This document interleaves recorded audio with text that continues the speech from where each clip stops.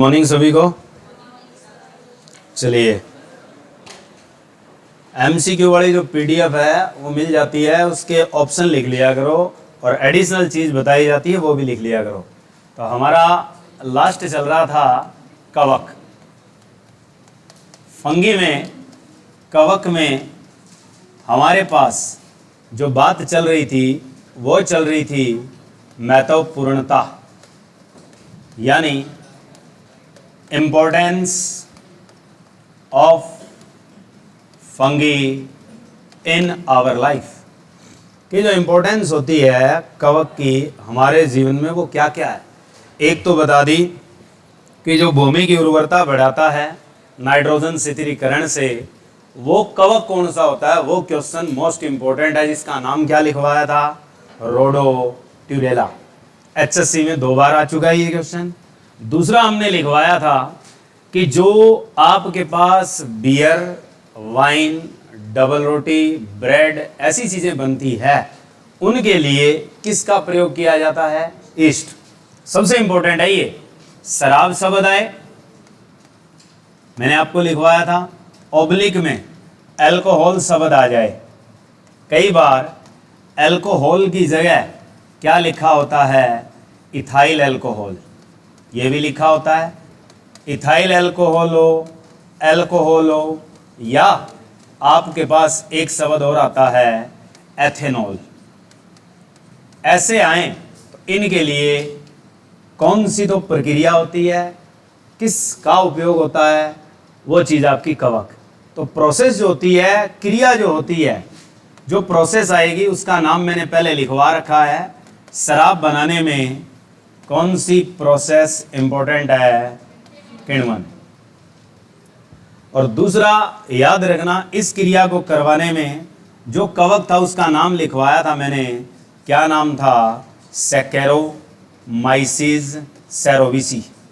Saccharomyces सेरोविसी के नाम से जो आपका कवक होता है ये किस प्रकार का है, इसको हम स्पेशली क्या कहते हैं, ईस्ट। और ये कैसा है, एक कोशिकीय मृतोपजीवी है। क्वेश्चन आया है कि जीस्ट कैसा होता है, कैसा कवक है, एक कोशिकीय है, बहुकोशिकीय है, एक कोशिकीय मृतोपजीवी है, या एक कोशिकीय प्रकाश संश्लेषी है। तो ये नंबर 1 तो याद रखना कैसा होगा, मृतोपजीवी है, सैप्रोफाइटिक है। नंबर 2 ये आपका एक कोशिकीय है। ऐसे टैग मिलते हैं हमें जो एग्जाम में पूछे जाते हैं। तो ये आपका मृतोपजीवी और एक कोशिकीय, इस बात की पुष्टि किस बंदे ने करी थी, ये क्वेश्चन भी आया हुआ है। तो जिस्ट जो है ये मृतोपजीवी एक कोशिकीय कवक है, इस बात का उल्लेख करने वाला जो बंदा है वो कौन है, वो है आपका Antony von Leeuwenhoek. Antony von Leeuwenhoek ने ये बताया था कि ये आपका एक कोशिकीय है,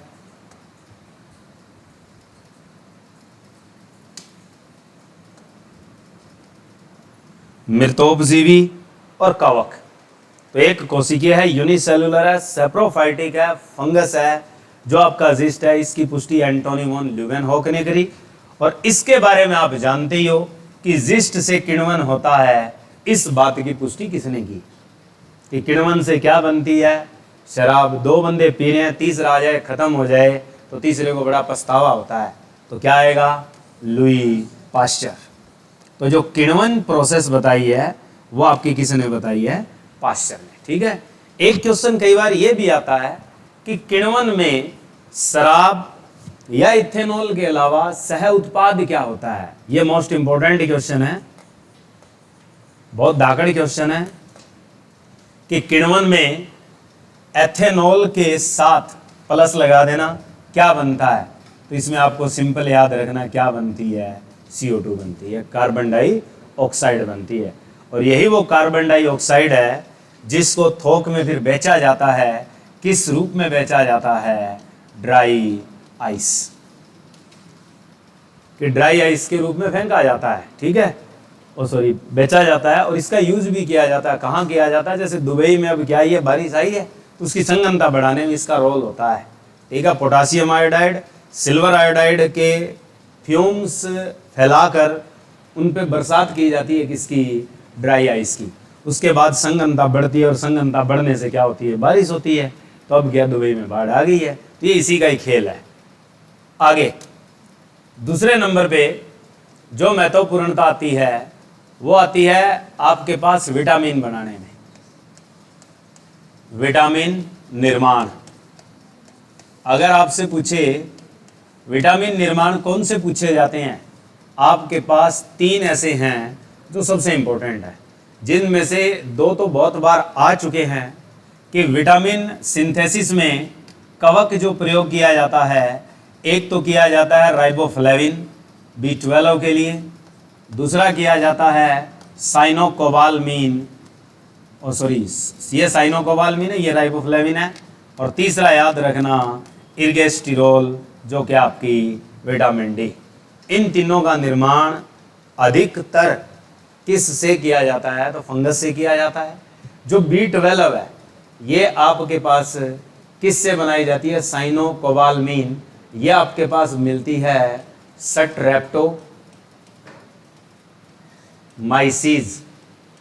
स्ट्रेप्टोमाइसीज ग्राइसियस, स्ट्रेप्टोमाइसीज ग्राइसियस नामक कवक से बनाई जाती है। दोनों, एक आपकी B12 और एक विटामिन डी। कई बार विटामिन डी के लिए निर्माण में जो चीज आती है उसमें शब्द क्या लिखा होता है, ईस्ट। बस ये याद रखो क्योंकि तुम्हारे लिए ये इंपॉर्टेंट है। एक तो याद रखना कवक, दूसरी चीज है ईस्ट। कई बार ये नाम ना भी आए तो कोई फर्क नहीं पड़ता हमें, ये जरूरी है इसका नाम याद रखना है। ये दोनों ईस्ट है, एक ही ईस्ट है जिससे आपकी B12 और इर्गेस्टिरोल तैयार की जाती है। उसके बाद आती है B2। तो क्या है कि बॉम्बे के 2 नंबर फ्लैट में सबसे मशहूर हीरोइन कौन सी रहती है, ऐश्वर्या और गोसीपाई। ऐश्वर्या गोसीपाई नामक कवक से क्या बनाई जाती है, B2। तो यानी राइबोफ्लेविन नामक जो विटामिन है वो किससे बनाई जाती है, ऐश्वर्या गोसीपाई से बनाई जाती है। B12 और डी दोनों किससे मिलती है, आपकी जिस्ट से। उसके बाद एक क्वेश्चन आता है एंजाइम। एंजाइम निर्माण में भी काम आती है। जो आप एंजाइम पेट के लिए जब शरीर में बनने कम हो जाते हैं तो पाचन के लिए बाहर से लिए जाते हैं, जिसमें एक तो एमाइलेज है और दूसरा पैक्टिनेज है और एक इन्वर्टेज। तो नंबर 1 याद रखो, एमाइलेज नामक एंजाइम। नंबर 2 याद रखो, इन्वर्टेज। और नंबर 3 है आपके पास पैक्टिनेज। ये आपके पास 3 तरह के एंजाइम जो मुख्य तौर पर मानव शरीर के लिए प्रयुक्त किए जाते हैं, किससे प्राप्त होते हैं, कवक। तो जो एमाइलेज है ये किससे मिलता है, यही शब्द होगा उसमें। एमाइलेज मिलता आपका एस्परजिलस से, एस्परजिलस ओराइजी। एस्परजिलस ओराइजी नामक कवक से क्या प्राप्त किया जाता है, एमाइलेज प्राप्त किया जाता है। दूसरा इन्वर्टेज। इन्वर्टेज किससे प्राप्त किया जाता है, तो इसी तरीके से इन्वर्टेज, जो शब्द ये वाला है ये इंपॉर्टेंट है इन्वर्टेज के लिए। क्या लिखोगे, सिंपल ईस्ट, बस बात खत्म। ईस्ट जो है इससे इन्वर्टेज निकाली जाती है। पैक्टिनेज किससे मिलता है, पैक्टिनेज में पहला शब्द क्या है, पे, बस पे ही होगा, पेनिसिलियम, पेनिसिलियम। तो ये आपके 3 तरह के ऐसे कवक हैं जिनसे हम क्या प्राप्त करते हैं, एंजाइम। तो एमाइलेज, इन्वर्टेज खास है। इन्वर्टेज का क्वेश्चन क्या आता है कि जैसे आपको कई बार क्वेश्चन दिया जाता है कि शर्करा का अम्लीय जलीय विलयन हो तो उसमें शर्करा टूटकर ग्लूकोज और फ्रुक्टोज देती है, तो कौन सा एंजाइम ये क्रिया करवाता है, तो उत्तर क्या आएगा तुम्हारा, इन्वर्टेज। अब बात आती है कि इन्वर्टेज के अलावा अगर उस ग्लूकोज को तोड़ने में सक्षम होती है और जो क्या बना देती है, अल्कोहल। तो ग्लूकोज है अल्कोहल बनाने वाला जो एंजाइम होता है वो कौन सा होता है? तो अब अल्कोहल पी के आदमी क्या होता है? जलील, ठीक है, तो उसमें उत्तर आएगा जाइमेज, ठीक है। तो यानी ग्लूकोज से अल्कोहल बनाने में योगदान देने वाला एंजाइम कौन सा होता है? जाइमेज। और शुगर से फ्रुक्टोज और ग्लूकोज बनाने में जो एंजाइम होता है वो आपका कौन सा होता है? इन्वर्टेज। ये दोनों क्वेश्चन आगे बताएंगे जब आएंगे, अब इतना ही याद रखो। आगे अब बात आती है कि खाने में भी क्या है? प्रयुक्त होने वाली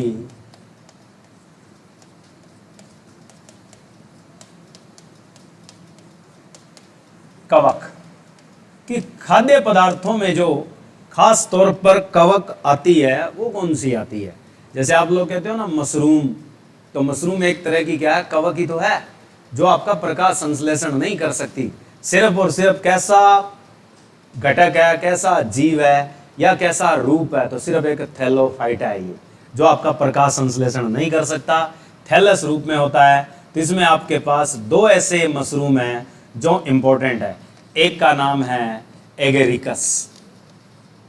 एगेरिकस को क्या कहा जाता है? छत्रक। क्वेश्चन आता है ये कि एगेरिकस निम्नलिखित में से है, तो उसमें नाम लिखे आएंगे ऐसे: छत्रक, दूसरा आएगा मोर्चेला, तीसरा आएगा ल्यूसुला, चौथा आएगा अमीनेटा। तो आपके पास एगेरिकस क्या होती है? छत्रक होती है। दूसरा याद रखना है, जो खाद्य पदार्थों में सबसे अच्छी मानी जाती है वो कौन सी होती है? मोर्चेला, ठीक है। तो मोर्चेला क्या आएगी आपके पास? ये छत्रक है और ये होती है गुच्छी, कि मोर्चेला जो होती है वो क्या होती है? गुच्छी। तो गुच्छी नामक जो मशरूम होती है उसको हम क्या कहते हैं? मोर्चेला। ये दोनों की दोनों सबसे ज़्यादा बिकने वाली, सबसे ज़्यादा खाए जाने वाली क्या है? कवक, या आप कह सकते हो मशरूम। तो ये दोनों मशरूम है, एगेरिकस और कौन सी याद रखनी है? मोर्चेला।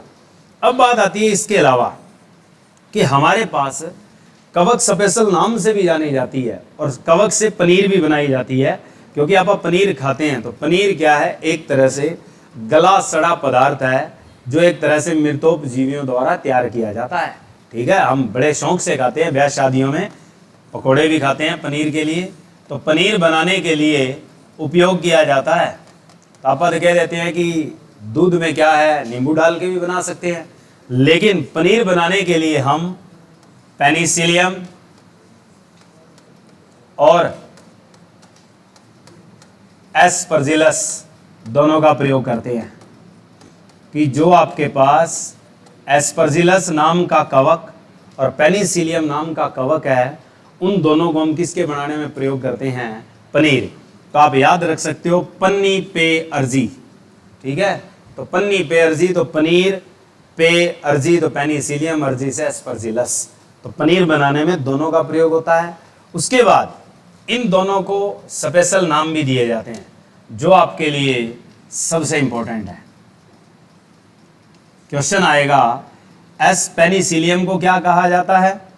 और एक आता है राइजोपस, ठीक है। तो राइजोपस का नाम लिख लो कि राइजोपस को क्या कहते हैं?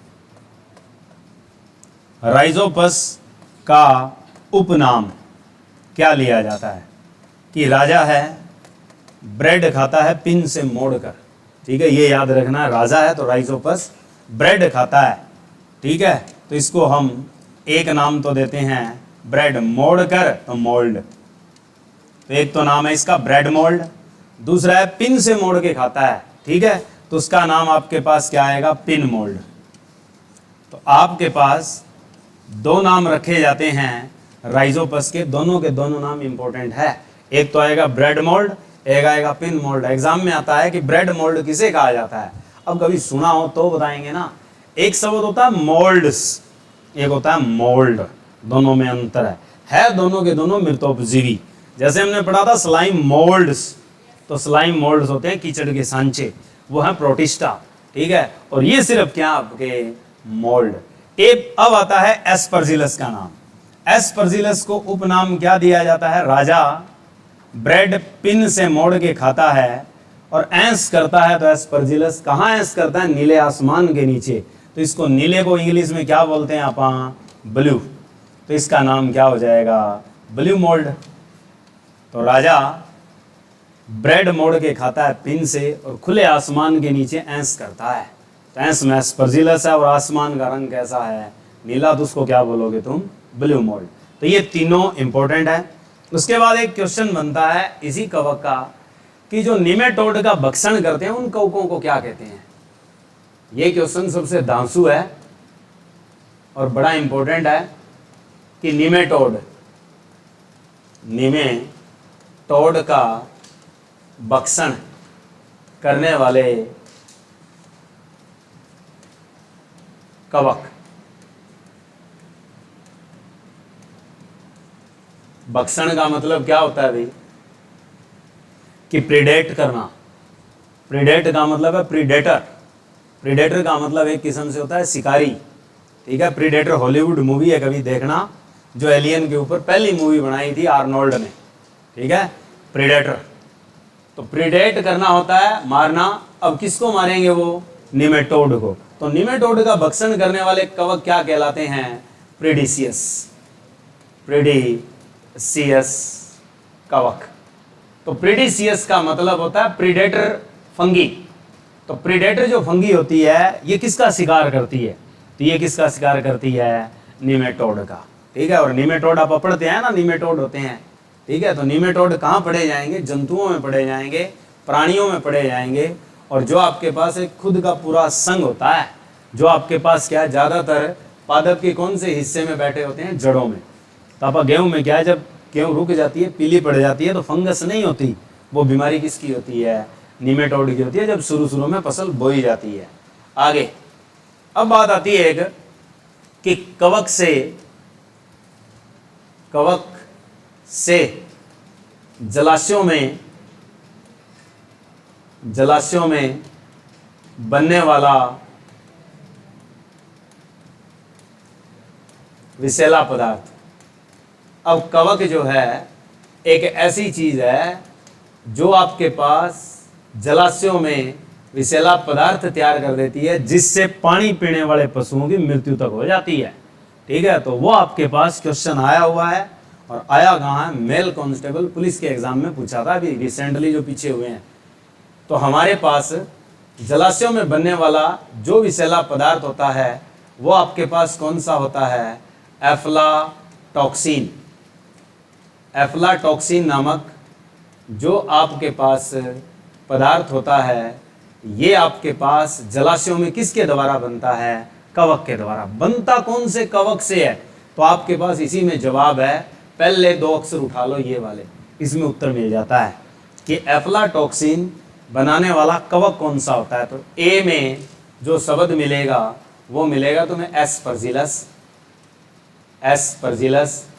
और जो फला है, फला शब्द, इसका उत्तर बन जाएगा फ्लेव्स, फ्लेव्स। तो ये आपके पास वो फंगस है जो क्या पैदा करता है, जलाशयों में एफ्लाटॉक्सिन नामक एक टॉक्सिक पॉइजन पैदा करता है, जो पशुओं के द्वारा पीने पर उनकी क्या की जा सकती है, मृत्यु की जा सकती है। इसी तरीके से शैवाल भी पैदा करती है, वो होता है हाइड्रोक्सिलामीन। हाइड्रोक्सिलामीन जलाशयों में कौन पैदा करती है, काई, जिसको आप कहते हैं ना काई। काई क्या होती है, शैवाल। तो शैवाल से भी जलाशयों में जहर पैदा होता है, उसका नाम है हाइड्रोक्सिलामीन। और जो कवक पैदा करता है वो कौन सा होता है, एफ्लाटॉक्सिन। अब आर्मी में लग गए, एयरफोर्स में लग गए, नेवी में लग गए, तो हमारा माइंड डाइवर्ट किया जाता है, हमारा फोकस फिर एक ही रहता है, टारगेटेड रहता है। लोगों को पागल भी बनाया जा सकता है, और वो पागल बनाई जाने वाली दवा कौन सी होती है, LSD, मतलब भ्रम पैदा करने वाली दवा, जिसे हम हालुसिनोजेनिक कहते हैं। यानी इसको लगातार अगर किसी को दे दिया जाए तो उसके वही भ्रम पैदा हो जाएगा और वो चलता रहेगा, ठीक है। जैसे किसी को लगातार हम दवाई दें LSD, तो इससे क्या रहता है कि उसको ये कह दिया जाए कि तेरे को फलाना आदमी मारेगा, तो लगातार उसको ये दवाई देकर उसे कहते रहेंगे, तो उसके दिमाग में यही सेटअप हो जाएगा कि भी यहाँ फलाना आदमी उसे मारेगा, ठीक है। तो ये दवाई कौन सी होती है, भ्रम पैदा करने वाली, यानी भ्रामक दवा कहते हैं इसको। तो ये LSD क्या है, एक भ्रामक औषध कहते हैं, या भ्रम पैदा करने वाली दवा। इससे बरम पैदा किया जा सकता है, बरम पैदा करने वाली औषध। ये क्वेश्चन बहुत फेमस है भाई कि बरम पैदा करने वाली औषध को कहा क्या जाता है? इसको कहते हैं हालूसिनोजेनिक, हालूसिनोजेनिक। हालूसिनोजेनिक कैसी दवा है? इल्यूजन फॉर्मेशन, इल्यूजन मेडिसिन कहा जाता है इसे। तो इल्यूजन जो मेडिसिन है आपकी वो हालूसिनोजेनिक है, एक भ्रम पैदा करेगी। इसका नाम क्या है ये पूछा जाता है कि एलएसडी का एक क्वेश्चन तो है भ्रम पैदा करने वाली, हालूसिनोजेनिक एक क्वेश्चन आता है एलएसडी का पूरा नाम। तो ये दाकड़ क्वेश्चन है, मोस्ट इंपॉर्टेंट है। फुल फॉर्म ऑफ एलएसडी क्या होती है भी? लिख लेना। एल का मतलब है लाइसर्जिक, लाइसर्जिक अमल, और डी का मतलब है डाइथाइलेमाइड। ये है इस दवा का पूरा नाम कि लाइसर्जिक एसिड डाइथाइलेमाइड कहा जाता है। किसको? एलएसडी को। प्राप्त किससे किया जाता है? ये भी एक इंपॉर्टेंट क्वेश्चन है कि एलएसडी प्राप्त होती है किससे? ये क्वेश्चन भी बड़ा फेमस है कि इसको निकाला जाता है। तो पहले नंबर पे उत्तर बनता आपका सिंपल क्या? कवक। अगर सिंपली ये पूछा जाए कि एलएसडी किससे मिलती है तो ऑप्शन आएगा बैक्टीरिया से, कवक से, विषाणु से, शैवाल से। तो उत्तर क्या है तुम्हारा? कवक। अब बात आती है कि कौन से कवक से मिलती है। बात तो ये है, तो ये मिलती है आपको क्लेवीसेट्स, क्लेवीसेट्स पैस्पेलाई, क्लेवीसेट्स पैस्पेलाई नामक कवक से प्राप्त किया जाता है। किसको? एलएसडी को। पहले आपने ये भी सुना था कि ज़्यादातर जब गर्भपात करवाए जाते थे तो उसमें एक मेडिसिन दी जाती है एर्गोट, जो राई से मिलती है। तो ऐसे ही क्वेश्चन आता है कि गर्भाशय संकुचन किस औषध से किया जाता है? क्वेश्चन बड़ा इंपॉर्टेंट है, सबसे दाकड़ क्वेश्चन है ये कि गर्भाशय का, गर्भाशय संकुचन इसे बोलते हैं यूटेरस कॉन्ट्रैक्शन, कि गर्भाशय संकुचन किस से किया जाता है? तो गर्भाशय संकुचन जो किया जाता है वो किससे किया जाता है? तो एक सिंपल सा जवाब आता है जिसे हम क्या कहते हैं? एर्गोट। एर्गोट जो है ये आपके पास किससे प्राप्त किया जाता है? तो ये राई से मिलता है, राई का एर्गोट होता है। अब गर्भाशय संकुचन के लिए एर्गोट जो बनाया जाता है, यूटेरस कॉन्ट्रैक्शन के लिए जो आपका एर्गोट बनता है, ये किस से बनता है? तो सिंपल सा जवाब है, हम क्या पढ़ रहे हैं? कवक। कवक से बनाया जाता है।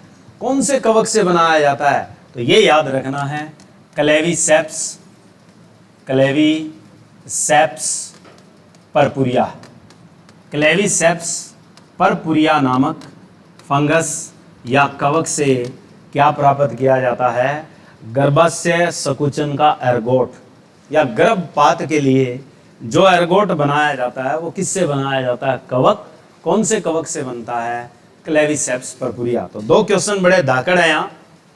एक तो याद रखो एलएसडी, लाइसर्जिक अमल डाइथाइलेमाइड, किस से मिलता है और ये क्या काम करता है, ये नहीं भूलना कभी भी, ठीक है। और दूसरा याद रखना है यूटेरस कॉन्ट्रैक्शन, गर्भाशय संकुचन किस से किया जाता है, प्राप्त किससे होता है और वो है क्या, ठीक है। उसके बाद एक याद रखना है, जलाशयों में जो कवक से जहर पैदा होता है वो कौन सा होता है?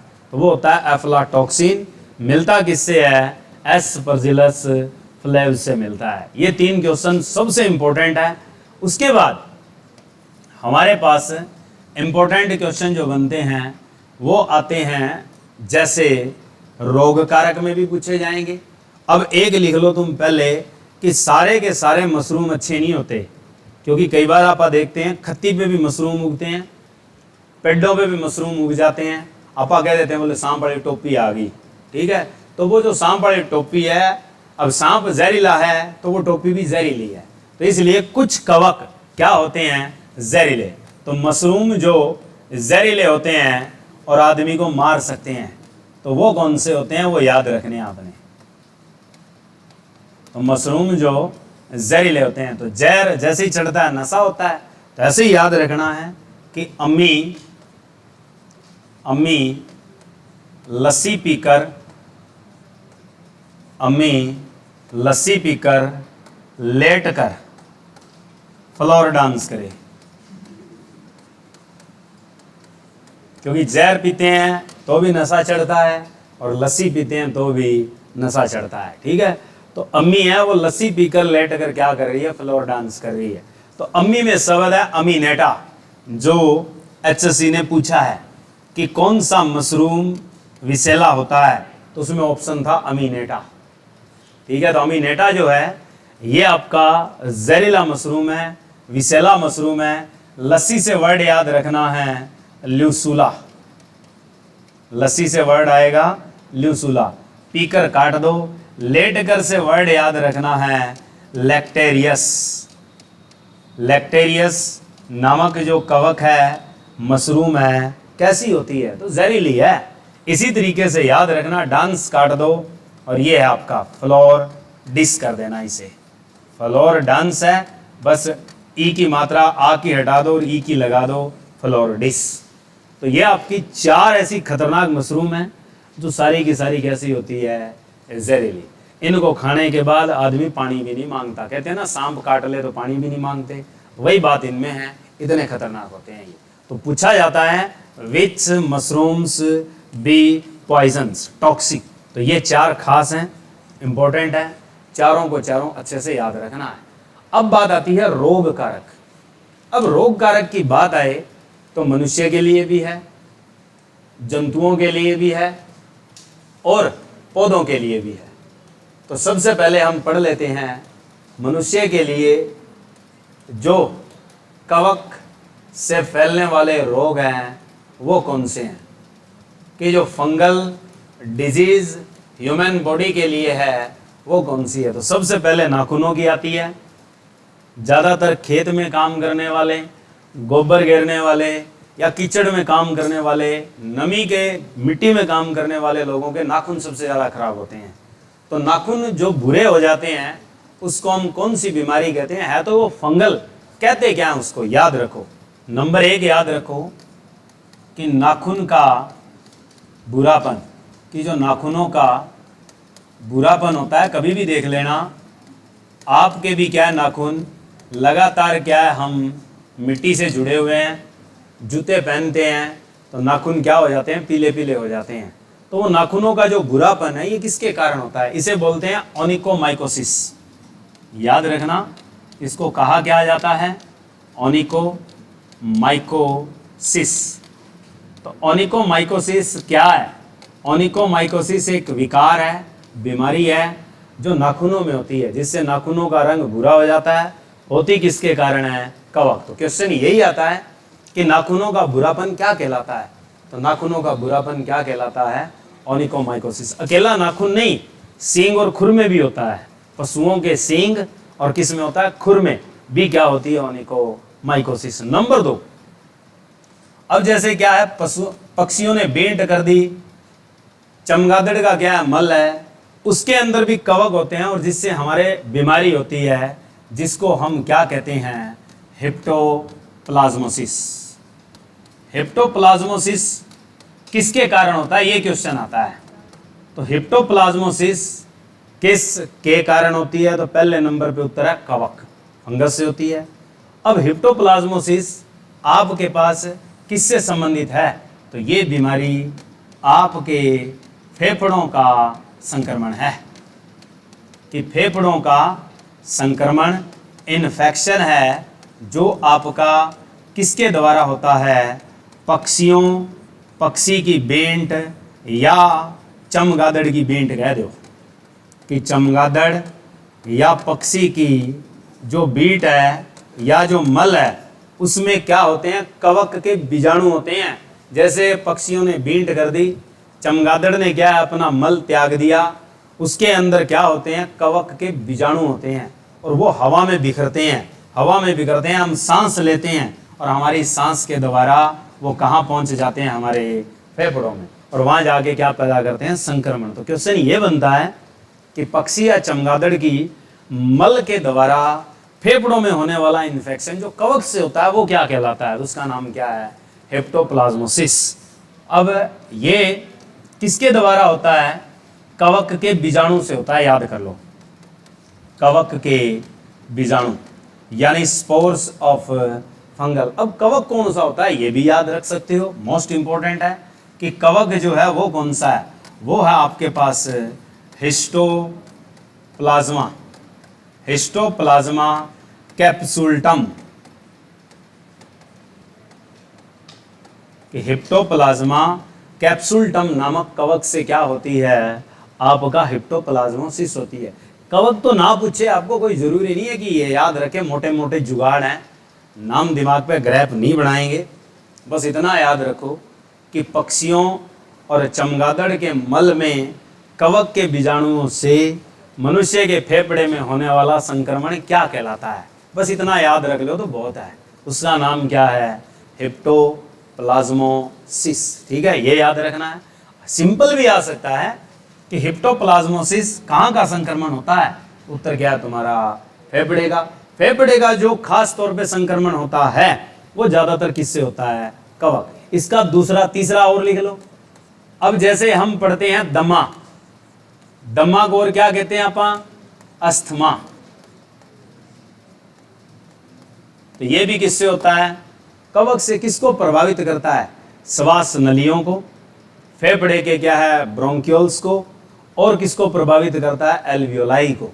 ठीक है, जिन्हें हम वायु रूप कहते हैं, वायु कोश कहते हैं, उनको दमा क्या करता है, प्रभावित करता है। तो श्वसन तंत्र को प्रभावित करने वाला कवक का विकार कौन सा है, तो हमारे श्वसन तंत्र को प्रभावित करने वाला जो कवक का विकार है वो कौन सा है, दमा, अस्थमा। इसका नाम क्या होता है वो लिख लो।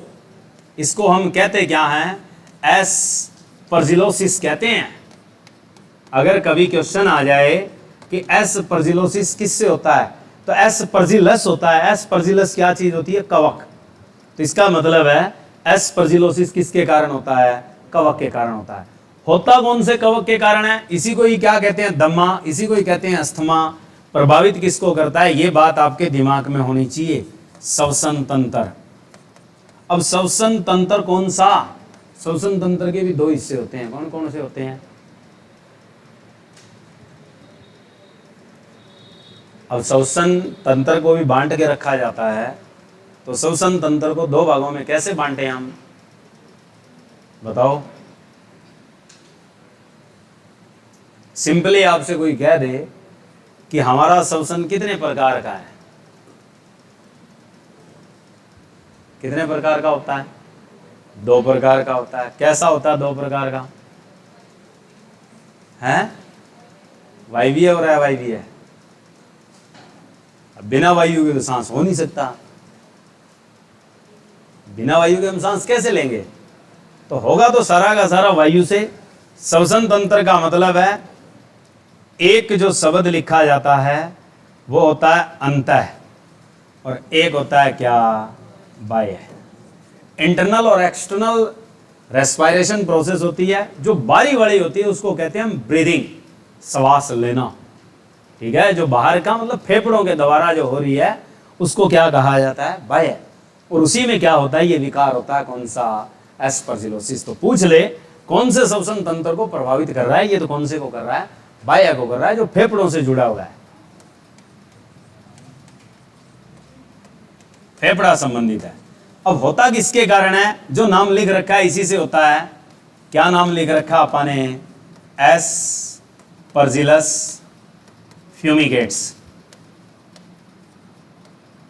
अब याद कैसे रखें अपन, कि भाई दम दिखाएगा, जिले का मालिक होता है पुलिस का एसपी, तो वो दम दिखाएगा, कौन दिखाएगा, एसपी, तो एस्परजिलस।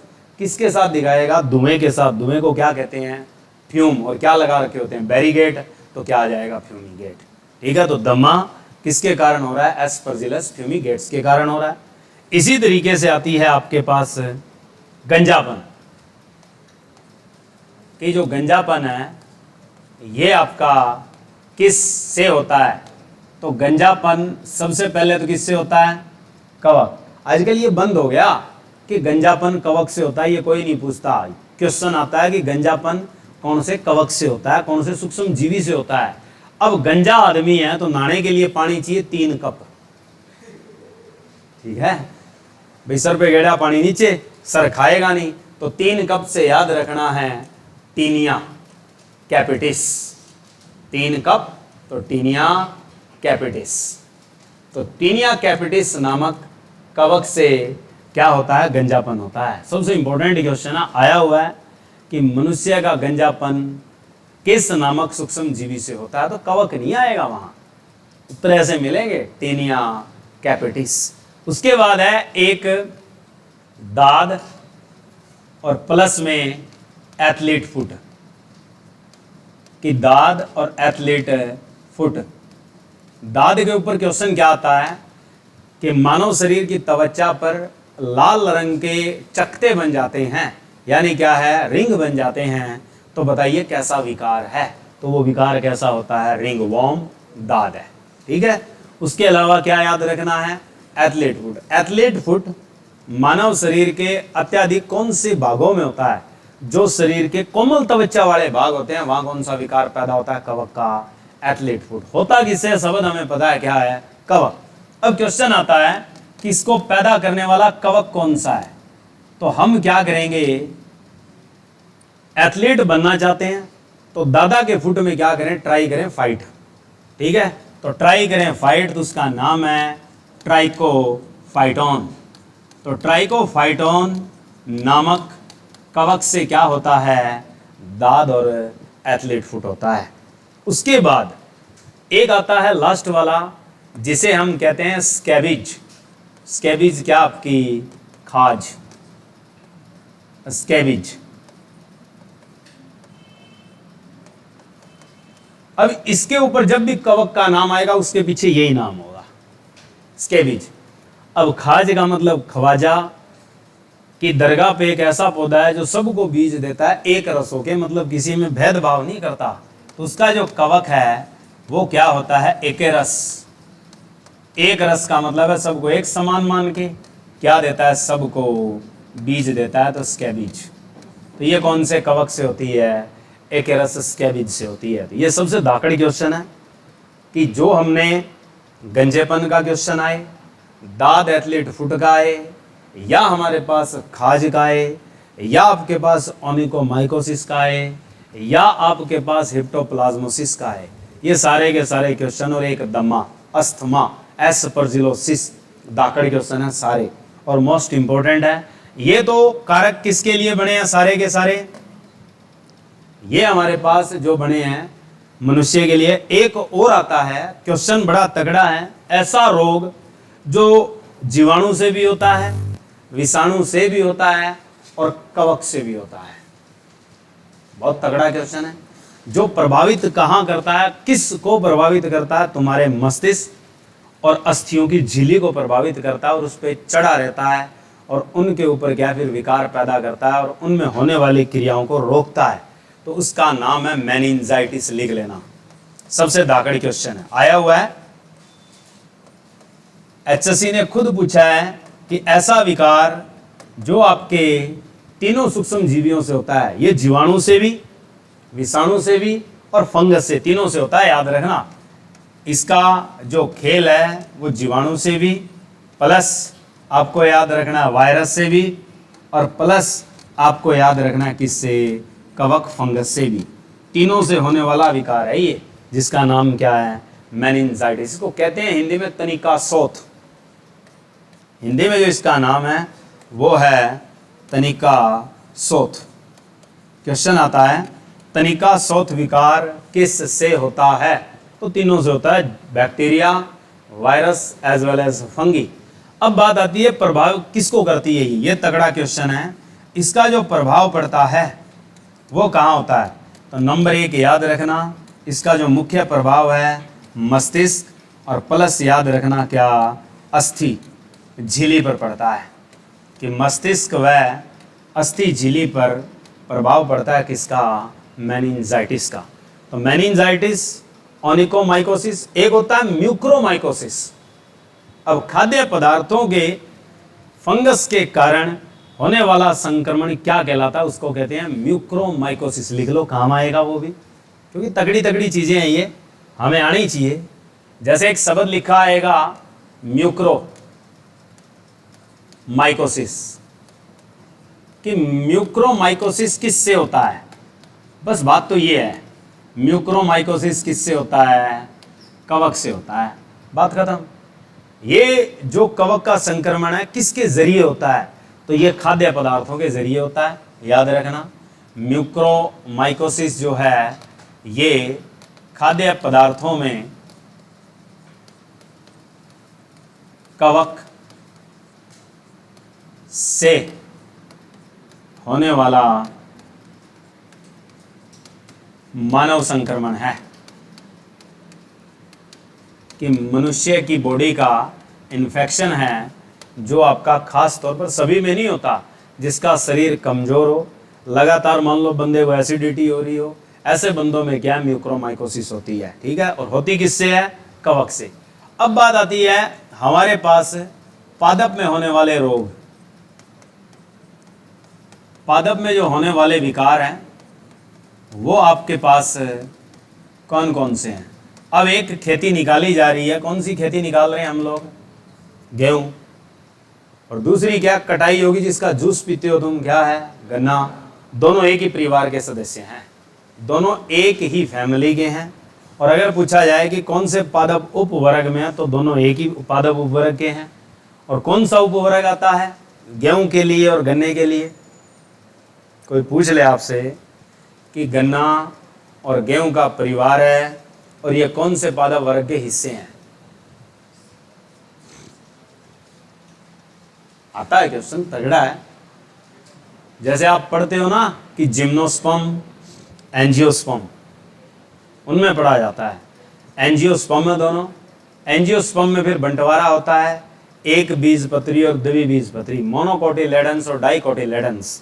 तो ये दोनों के दोनों एक बीजपत्री में आते हैं, मोनोकोटिलेडन्स में आते हैं। परिवार इन दोनों का एक है। कहाँ है ये दोनों, गर्मी में, गर्मी में है तो ग्रेमिनी, और दोनों का परिवार होता है ग्रेमिनी, ठीक है। तो इसलिए इनमें सबसे ज्यादा विकार क्या होते हैं, कवक के होते हैं। लास्ट टाइम में जो ये फसल बर्बाद होती है मुख्य तौर पे फंगस से होती है। आखिरी स्प्रे हम ज्यादातर कोशिश करते हैं फंगस की करें। अब गन्ने में एक रोग आएगा, कौन सा रोग है, जिससे गन्ने के खेत के पास से गुजरोगे तो तुम्हें ऐसी सुगंध आएगी कि जैसे शराब बन रही हो कहीं, ठीक है। जैसे ठेके वाली स्मेल होती है, वो वाली स्मेल आती है जब गन्ने के खेत के पास से गुजरते हैं। तो वो विकार किसका होता है, कवक का होता है। उसको कहते क्या हैं। अब आदमी शराब पी के क्या हो जाता है, आंखें लाल हो जाती है, तो वही गन्ने का रोग है, ठीक है। और फिर जिसको शराब मिली नहीं वो उसकी लाल आंख देख के सड़ता है, तो उसका नाम लाल सड़न है, ठीक है। तो गन्ने का जो विकार है वो कौन सा आपके पास, लाल सड़न रोग। क्वेश्चन ये इंपॉर्टेंट है कि जो लाल सड़न रोग है किसका है, ये गन्ने का, शुगर केन का, ठीक है। हमारे पास रेड रोट डिजीज कहा जाता है किसको, लाल सड़न रोग कोई किस में होती है, गन्ने में होती है। होती किसके कारण है, तो पहला तो हमने लिख रखा है कि ये कवक से है। ये कवक आना बंद हो गया, कवक की जगह इसका नाम आता है, क्योंकि इससे सारा गन्ना कल्टी मार के गिर जाता है। गिरने को बोलते हैं फॉल। तो याद रखना, कल्टी मार के तो कोलेटोट्रिकम, कोलेटोट्रिकम,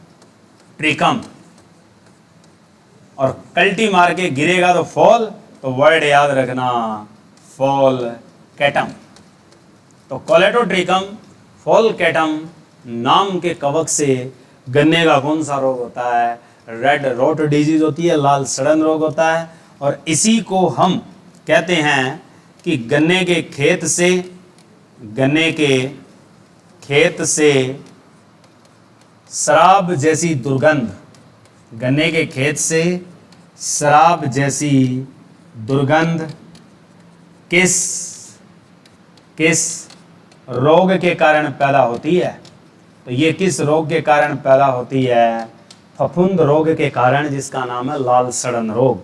और इसका रोकथाम हम पढ़ते ही हैं, ज़्यादातर जो लाइट फंगीसाइड आता है उसका नाम है डाइथेन M45।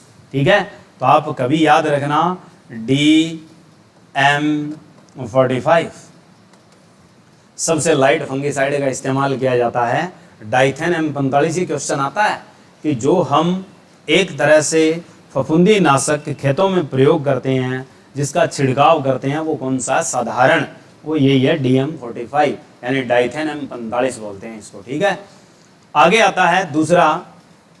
अब गेहूं है, गेहूं के 3 विकार बड़े फेमस हैं। नंबर 1 गेहूं का लाल किट रोग। ये क्या होता है? इसको कहते हैं red rust of wheat. Red rust of wheat का मतलब है कि जो गेहूं की पत्तियां होती है वो बुरी लाल हो जाती है और धब्बे बन जाते हैं, और वो धब्बे किस जैसे दिखते हैं? जंग जैसे। रस्ट वर्ड आ गया। रस्ट क्या होता है? जंग। तो जैसे लोहे पे जंग लगता है वैसे पत्तियों पे जंग के निशान बन जाते हैं गेहूं की पत्तियों पर। तो वो रोग कौन सा होता है? लाल किट रोग होता है। होता किससे? समझ गए, जंग वाला रोग आए तो वो क्या चीज आपकी? कवक। क्योंकि गेहूं अब तपती में है और लाल तप्त है, तो लाल का मतलब क्या है? तप। तप का मतलब गर्मी, और इसका परिवार भी कौन सा होता है? ग्रेमिनी वाला। इसका नाम क्या है? वो लिख लेना पक्सिनिया, क्योंकि पक चुकी है। जब गेहूं पकने वाली होती है तब ही ये बीमारी होती है, और गेहूं पकती कब है? गर्मी में, तो ग्रेमिनिस। और फिर हम काटने की क्या करते हैं? ट्राई, तो ट्रिटिकी। तो पक्सिनिया ग्रेमिनिस ट्रिटिकी नामक कवक से गेहूं का कौन सा विकार होता है? लाल किट। इसी तरीके से गेहूं का दूसरा जो विकार होता है, गेहूं का ढीला कंड रोग। गेहूं का जो ढीला कंड रोग है इसे कहते हैं loose smut. Loose smut of wheat. Loose smut of wheat क्या होती है? ये जरूरी है, क्वेश्चन आता है। खेती करते हैं हम, हमें पता होना चाहिए कि गेहूं का ढीला कंड रोग क्या होता है। देखा है कभी? एक दिन मैंने बताया था बातों बातों में, जब बैक्टीरिया के डिजीज करवा रहा था मैं धान की और गेहूं की, उस टाइम ये बात बताई थी। आपको तो याद नहीं होगी पर मुझे याद है, मैंने बैक्टीरिया की जीवाणु वाली बीमारियां करवाई थी तुम्हें। उसमें गेहूं का क्या है? रोग लिखवाया था। ठीक है, टुंडू रोग लिखवाया था। उस टाइम मैंने आपको ये बताया था कि आगे एक टुंडू के अलावा ढीला कंड रोग भी आएगा। और ढीला कंड रोग गेहूं में कहाँ अटैक करता है? तो याद रखना, बालियों पे अटैक करता है। गेहूं की जो बालियां होती है उनमें बुरे रंग काले रंग का पाउडर बन जाता है, काली हो जाती है। तो बालियों में जो बुरा पाउडर बन जाता है, ये आपके पास कौन सा रोग होता है? यही है आपका ढीला कंड रोग। होता किससे? ये याद रखो।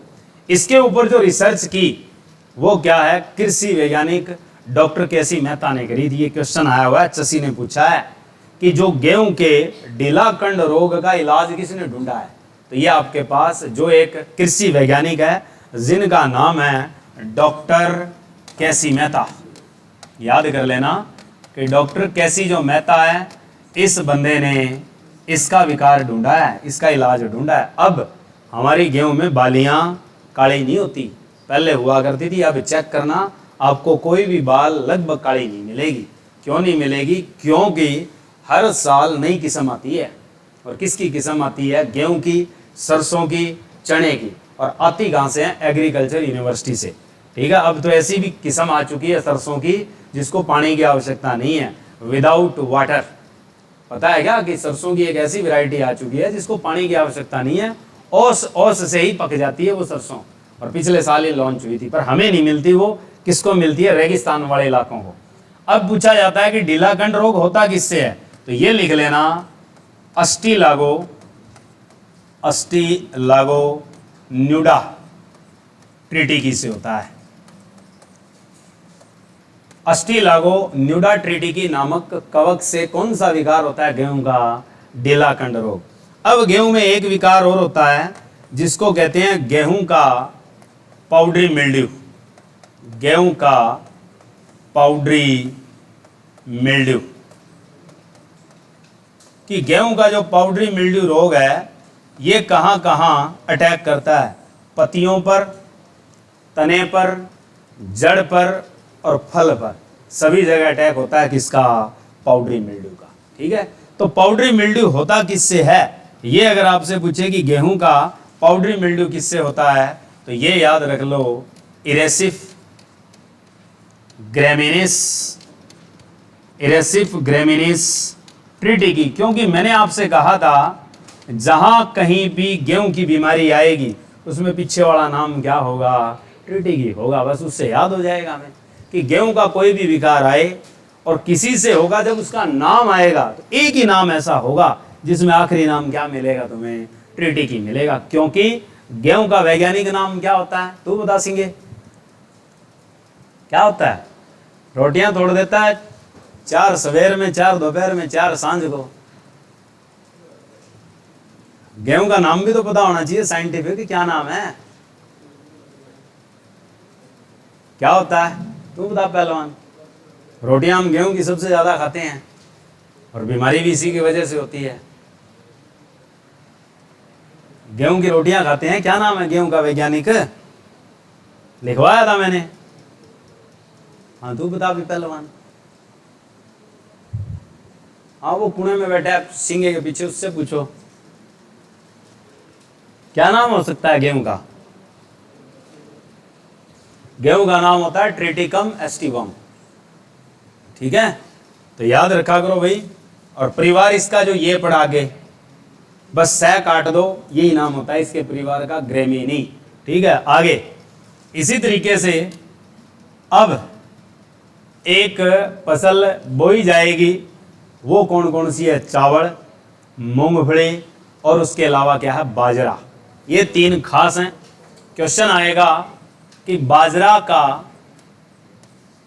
जो कवक रोग है वो मुख्य कौन सा है जो उसके फल पे अटैक करता है? बताया था मैंने कि जो बाजरे की सिटियां होती है, कभी खाई होगी, नहीं खाई तो इस बार जब होगी किसी के पड़ोसी के तो खा के देखना।